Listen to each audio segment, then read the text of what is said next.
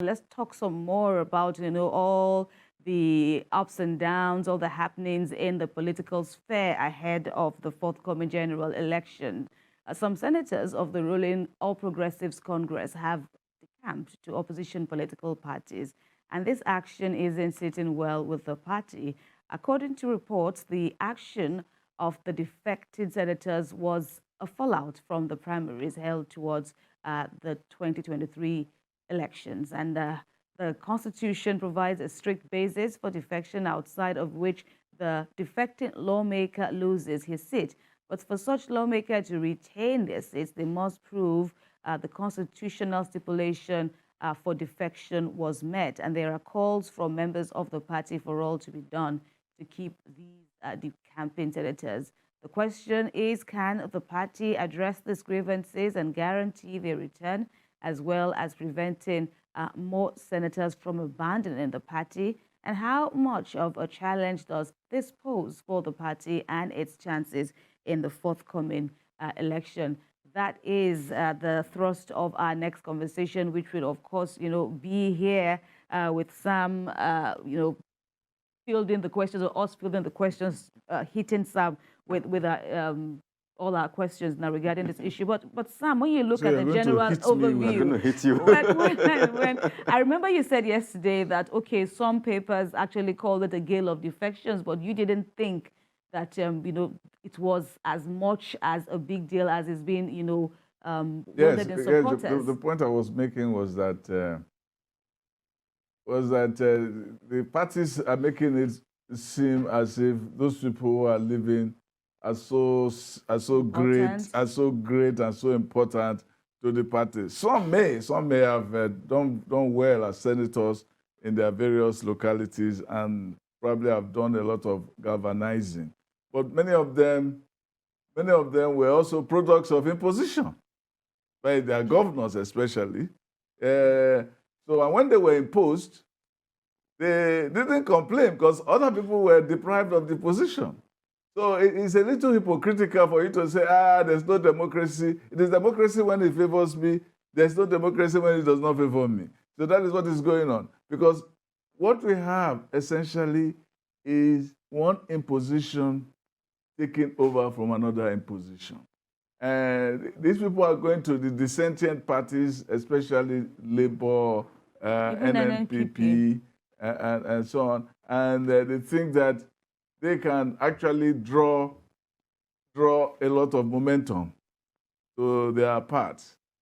Well, it is yet to be known. For one thing, NNPP and Labour do not have the kind of structure across the country as we think we have.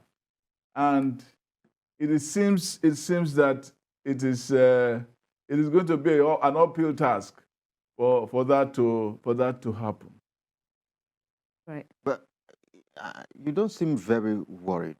Let me use the scriptures a bit with you because I know that you're very particular. With them. You're always quoting the scriptures. Jesus Christ told a story where a particular shepherd had to leave his flock because one sheep was missing. He left 99 to go look for that one. Politics, they say, is a game of numbers. No matter who, you need to bring everybody together. The APC was successful at the 2015 elections because they were able to put different parties together. They were able to come together despite their differences and their ideologies and all of that. So I think that this is a problem for the APC. And the chairman is expressing worries that this may affect the chances of the party in 2023. It might in some cases, but the example of Jesus Christ does not even relate to this. Jesus Christ was talking about love of your flocks, and you have to love all of them. But these people don't love anybody. They love power. They love themselves. But they love themselves. They love power. So they should look out for themselves. They want to create power. So they're not going to abandon the ones that are there and go and look for the one that is lost. Jesus Christ gave that instance to talk about the value of anyone that goes. But as I said earlier, I'm not too sure I know that many of them have value. They were made valuable by people who will now make them of no value.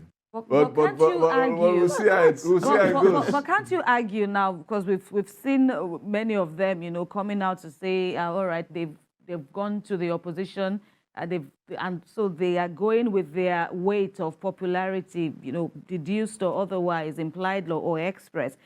Couldn't the period of them engaging with their constituents have given them some form of popularity and more stance, even though you say that they may have also been a product of the system of imposition before now? That is yet to be seen, because what happens essentially is that once the governor says that that area is already taken over by other people, then the configuration changes. It becomes one man against the system. We'll see how that works. I'm sure there'll be a few places where you can have that kind of leverage.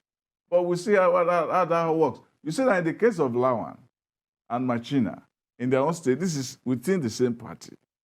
People believe that Machina is so popular in the party that Lawan cannot have his way. But the center wants Lawan. But that is a legal issue. This one is about an issue of, do I have the power? I took power from you, and I'm now strong enough to fight you. Those are the permutations that we have to look at in the coming months. I'm sorry. Are they able to rise above their masters and bite their masters in the nose? That's the question. We will indeed wait and see. And I'm sure we'll definitely see more defections the coming But months. the other thing that bothers me is the Senate turning from a legislature in the true sense to a mockery of what we have in the United Kingdom as the House of Lords, because you have governors after governors. Some of these senators who are defecting because a governor says, it's not my turn to go get there. And you know, you have had governors, you get to a stage where you will have the 3 senatorial districts represented by former governors. We've even had a case of a former governor and his spouse. And his spouse, exactly. And his wife. Yes, and his wife. So it's a serious situation that we have to look at, because what lawmaking is that you need people who can, over time, learn the ropes of legislation and how to make laws and how to understand the society in order to make laws for them.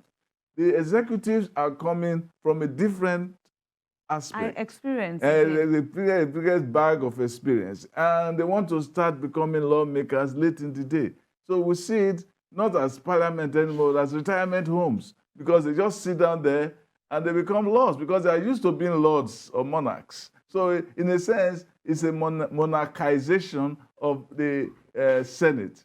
And I know it's been said, you know, politicians would also, you know, take pride in the fact that, you know, these are peculiarities in Nigeria. While we can compare to what obtained, the other day we were talking about this now, the strides of Senator Obama, who eventually became a president, you know, and a host of other people, even Nancy Pelosi too, you know, who had been there. She grew on She's been there for decades. For decades before she became a speaker. I talked of Tom Thurman, right. The white supremacist who was there all his life from a young age. I think he left there in his 80s. Right. You know, Trent Lott.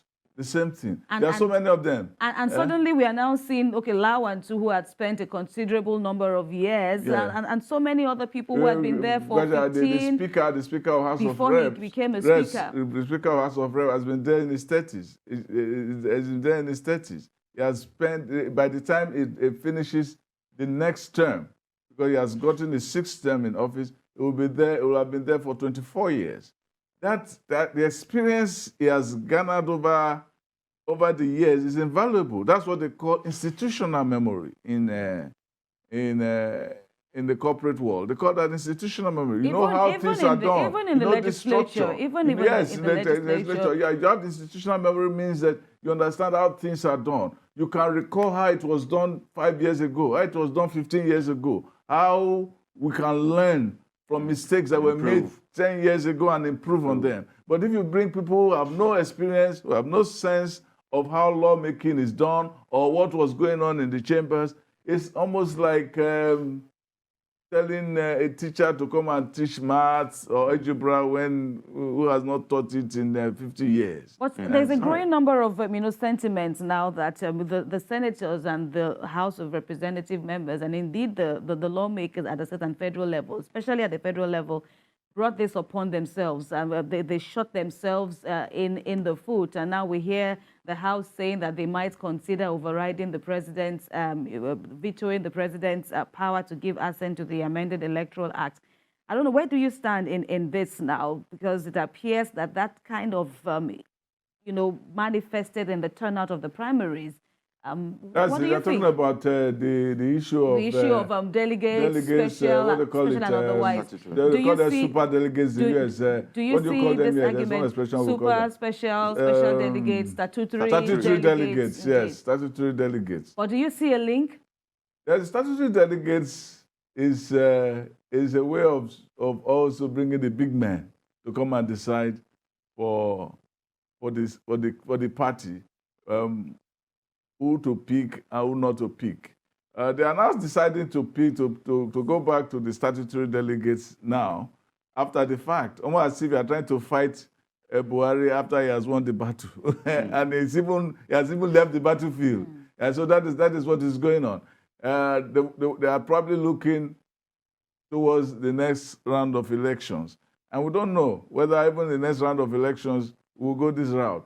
The statutory delegates are party chieftains, people who know the party well. The downside to these delegates that were used in the last elections is that some of them are nobodies in the parties. There are some people pick, you will be a delegate, you will be a delegate, you will be a delegate, everybody vote for you. It gives one man more power than it gives the statutory delegates, where it's a bunch of heavyweights in the party that will not decide who goes where, who goes anywhere. In the US, they call them super delegates, and it became a contentious issue when Hillary and what's his name, Bernie Sanders in the Democratic Party were slugging it out for the ticket of the party years ago. So the idea of for me is a good thing for the party, but the point though is that, for me, the open primaries, the direct primaries, for me, is better. But in the US, they do both. Some are open, some are delegates. Each state decides which one works for it. I would like it if we can go that route, that we can decide. And we did that in the last round of elections, where some people wanted direct primaries, some people didn't want direct primaries. Maybe we should go that route. Some people are afraid of direct primaries because they want to delegate it. Absolutely. They want to delegate it. It's not as if direct primaries is on all fours. That is a perfect system. No system is perfect.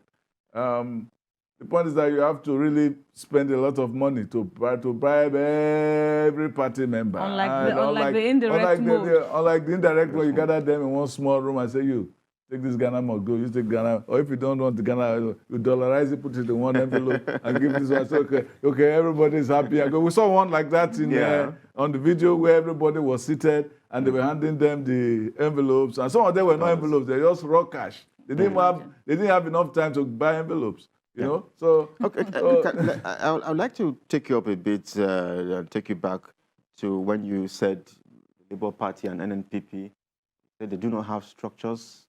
Not as much. What the NNPP has is Kwankwaso. Kwankwaso has charisma.